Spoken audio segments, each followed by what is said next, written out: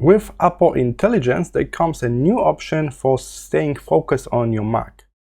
Simply head to the top right corner, and the focus button is nothing new. It will block all of the notifications and pop-ups and sounds so you can focus on your task. But now if you open up this whole group, there are three options.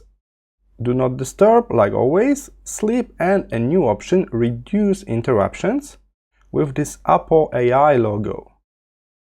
If you turn this on, the Apple AI will try to figure out which activity, which pop-up is actually distraction, or which one is maybe emergency, like family member calls you or something unusual happening, alright? So it will kind of be smart enough to block, I don't know, go Facebook Marketplace pop-up, but if some unusual event happen, it will show you that anyway, okay? So that's kind of happy medium between do not disturb and the regular focus off. In this case, the AI try to check and compare all of these pop-ups and interruptions and show you the one that seems alright, that seems important, and block everything else. So that's a new thing that you can turn on until the evening or for just for 1 hour if you want to focus.